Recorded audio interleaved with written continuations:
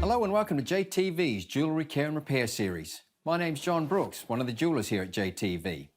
Our lesson today is how to repair a clasp on a hoop-style earring.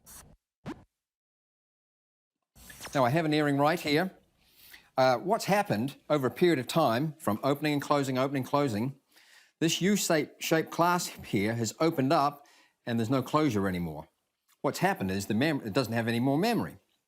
What I mean by memory, I'll show you here with this ruler, is in its normal state it's flat. If we flex it and then release it, it returns to its normal state.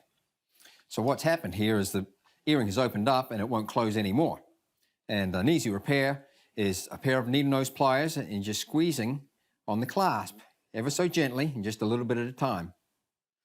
Okay, let's try that.